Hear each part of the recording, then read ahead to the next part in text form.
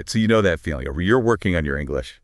Maybe you've got those textbook sentences down pat, but then bam, someone hits you with a what's up or a let's play it by ear. And you're like, whoa, what just happened? Like, did I miss a whole section in the textbook? It's like this whole other level to everyday English. Absolutely. And I think that's something so many English language learners come up against, right?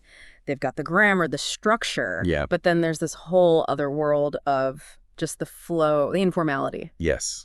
And that's exactly what we're going to dive into today. Right. We've got a great resource for this.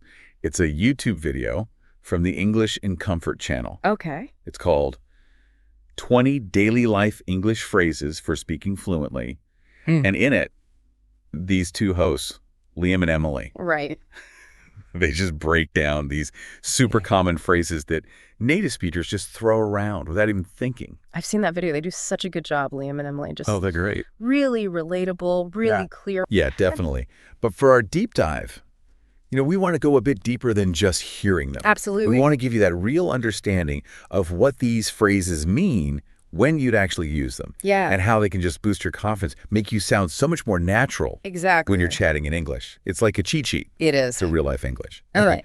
So Liam and Emily, they start off just some really casual ways to greet people and check in. Okay. And the first one they hit us with is, what's up? What's up? That is like the cornerstone of casual English, I think. You hear it everywhere between friends, people, acquaintances, even sometimes just kind of in passing. And what Liam and Emily point out is it's essentially just a very informal way of saying, how are you? Or what's happening.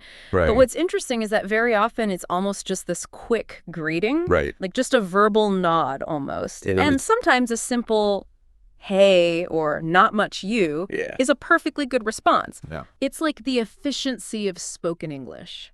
It is so true. Yeah. Like it's not always a cue to launch into your whole life story. Exactly. Right. And Liam, he gives a great example in the video. Yeah. He goes, what's up? And Emily, she just replies, not much, just thinking about what to have for dinner. You. Right.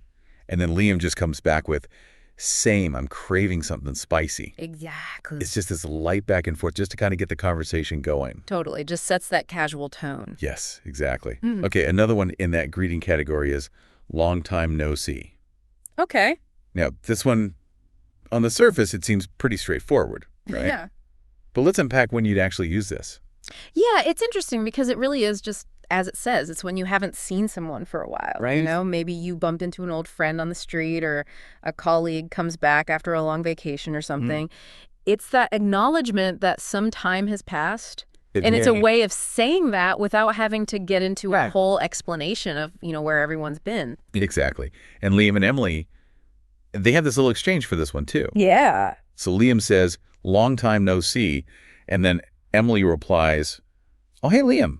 I know, right? It's been forever. How's everything? Yeah. And Liam's like, not bad. Just busy with work. Yeah. You. Right. Emily says, same here. We should catch up properly soon. And Liam's like, definitely. And it's so interesting how that functions, right? Because it's acknowledging that shared history, but without making it this big formal thing. Totally. And I think that's what makes it so comfortable to use. Exactly. I guess, one thing to maybe keep in mind is if it's someone who you're much more formal with, right, maybe you'd stick with a more traditional greeting. Yeah, that's a good point. But for those kind of friendly acquaintances, long time no see works perfectly. It does. Oh. Okay, let's shift gears a bit now. Yeah.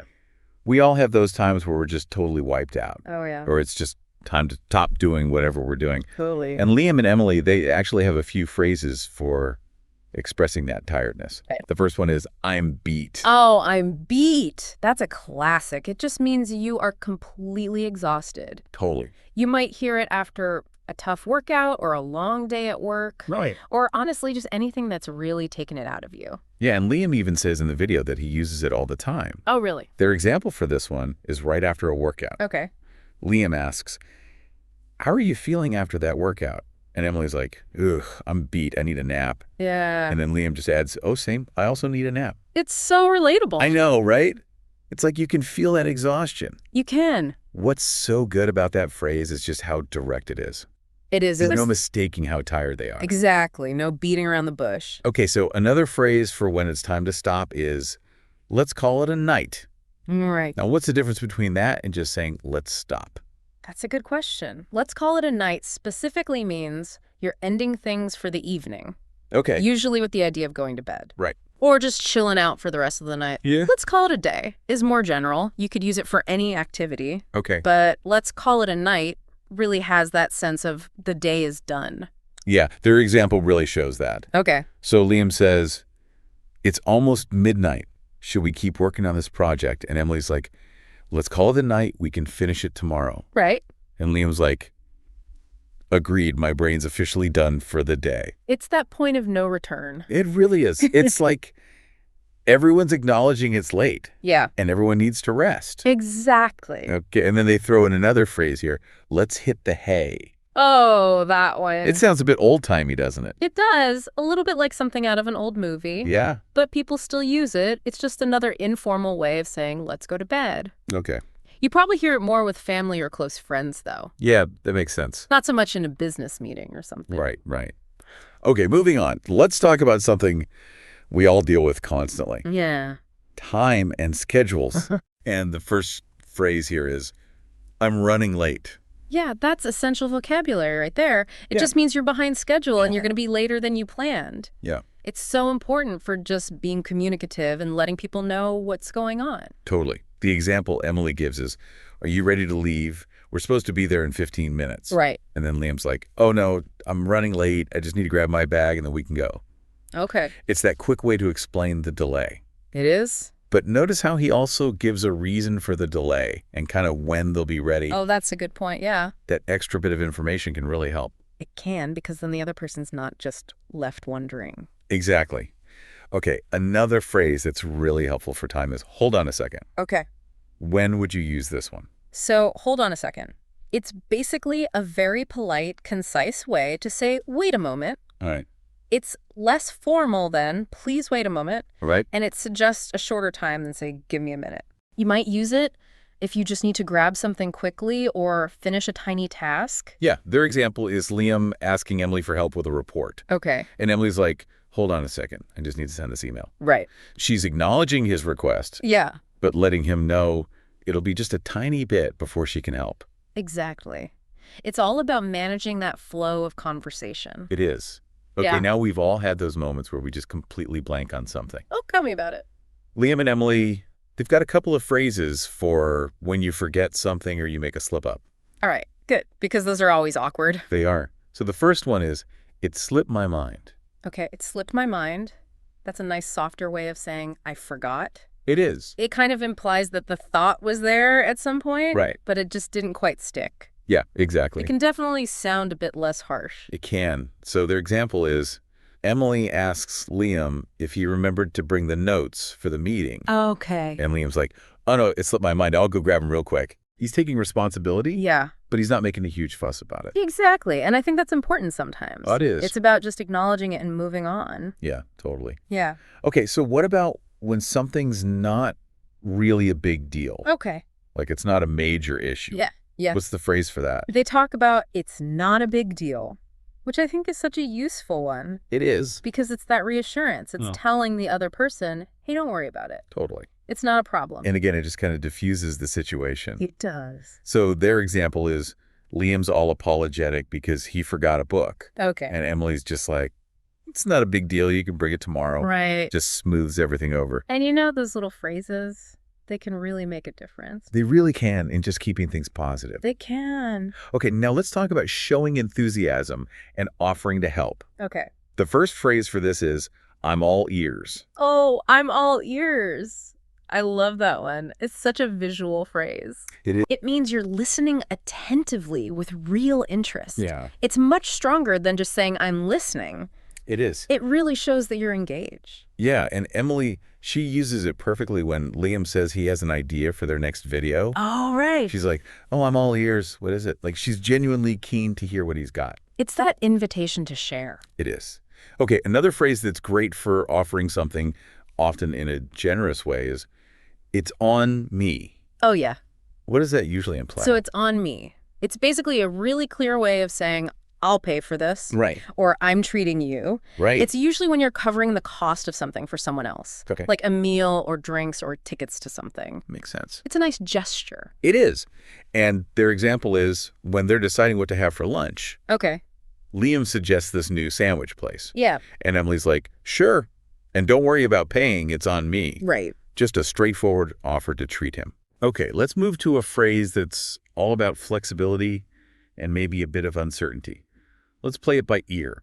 Oh, that's a good one. This one can be tricky if you're not familiar with the idiom. It can. So what does it actually mean? So, let's play it by ear. Essentially means let's see how things go and then decide what to do.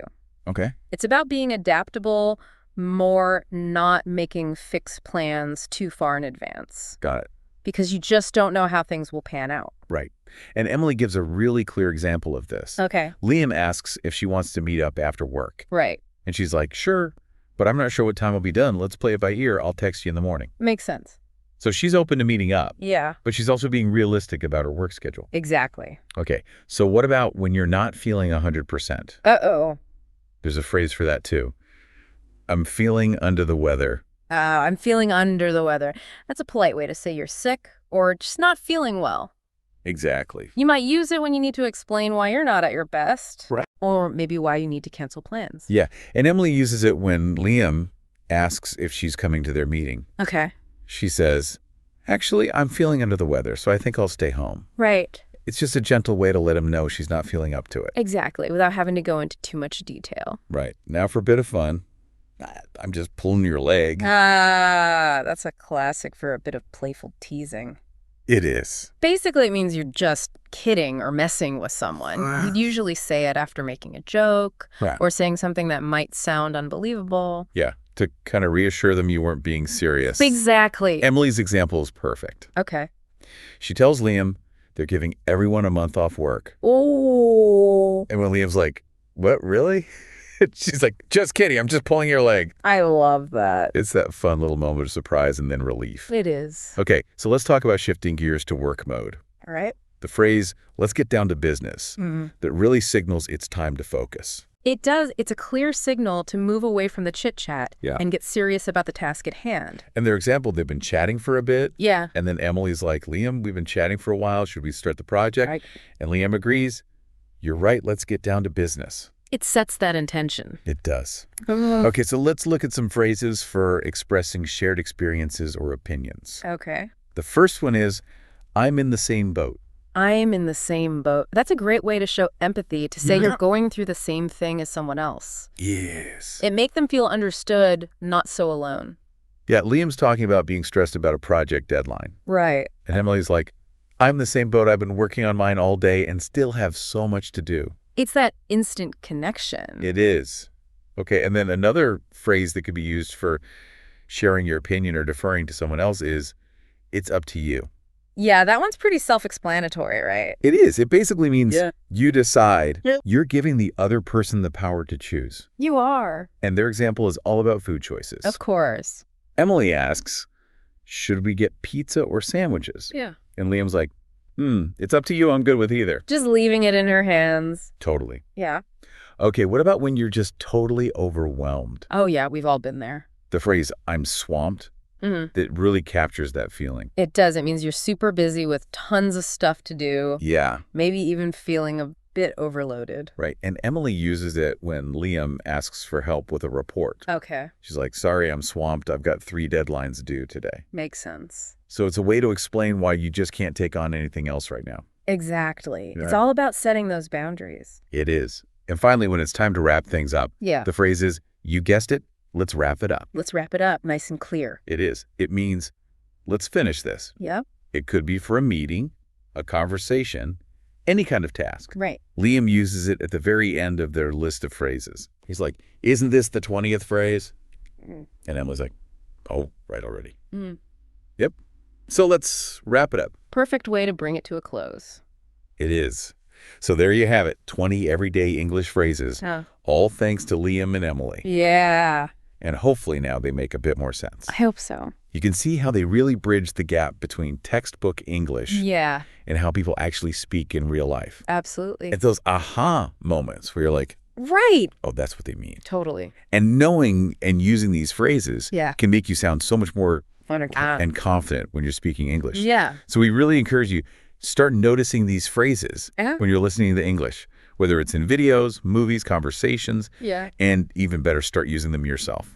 Put them into practice. Exactly. You might even want to go back and watch Liam and Emily's original video. Oh, yeah. On the English in Comfort channel. Good idea. Just to catch their delivery and the full context they give. Yeah. And remember, every time you understand one of these phrases or you use it, it's a win. It's a step forward in your language journey.